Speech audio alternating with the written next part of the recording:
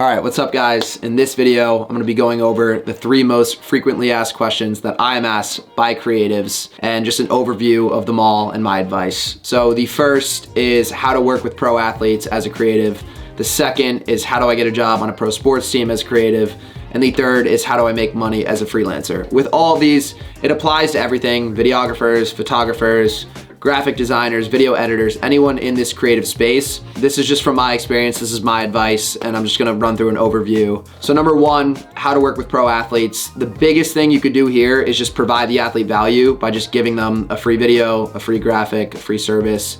It's the easiest way to get a response because you're not asking them for anything. You're not making them read a paragraph. You're just saying, here's a video. You don't even need to say anything. Just send them a video, and if they like it, they'll respond. That's been the fastest way I've been able to grow my network of athletes, by just sending them videos. Not everyone has the time to be grinding out free videos, so there are other ways to do this. The second thing is reaching out to people who have connections to athletes. This could be agencies, this could be marketing companies, this could be people who own companies that are partnered with athletes, this could be friends of athletes or anything like that. Same rule kind of applies here. Provide that person value and don't ask them for anything. So I can give a few examples. When I first started really networking with athletes, I was in South Florida, this was 2020, and I found like a bunch of trainers and people that I found on Instagram that were connected to athletes. And instead of messaging them and saying, hey dude, I would love to film for this player, I wouldn't even bring up any players' names. I wouldn't say anything about the athletes. I would just say, hey dude, let me know if you need anything, happy to help. I'm here to help your business, your company. I'm not trying to get anything from you. I don't need connections to your athletes. And I was willing to do the work even if it meant not getting the connection to the athlete. There were times where I would go do a shoot for a trainer who was connected to a bunch of star athletes, and that day he was only training high school athletes and I only got to meet high school athletes. So of course there's like a risk factor there, but us as creatives, again, videographers, photographers, graphic designers, editors, we have a service, and that service helps companies grow. Any company,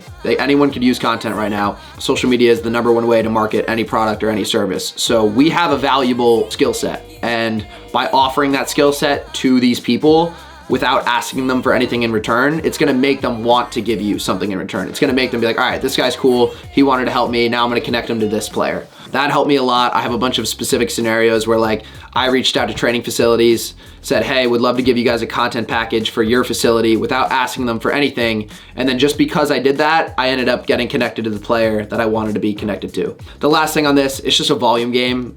The volume game applies to all 3 of the questions that I'm gonna answer. Of like, if you reach out to enough athletes, you're gonna get a response. You just have to be saying the right things and sending enough out. But like, if you send 500 DMs out, you're gonna get 1 response. And if you don't, probably need to work on your skill set a little bit and just build up your social media. And then I promise you, you'll get that response. Number 2 is how to get a job on a pro sports team or league. This question's kind of difficult to answer because there's so many different teams, so many different leagues, so I can't speak for everyone. I can just speak from my experience.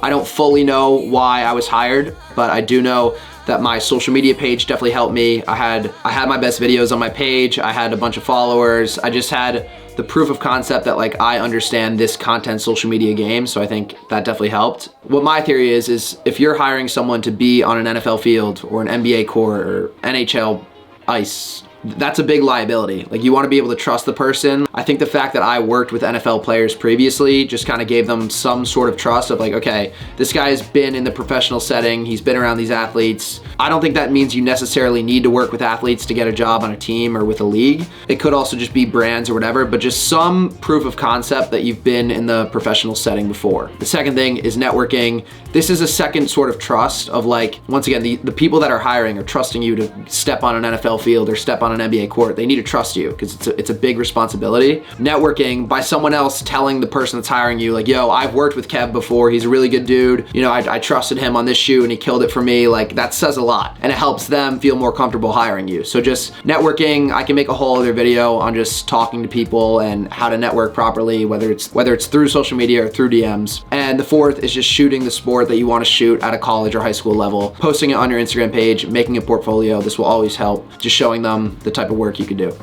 Number 3 is making money as a freelancer.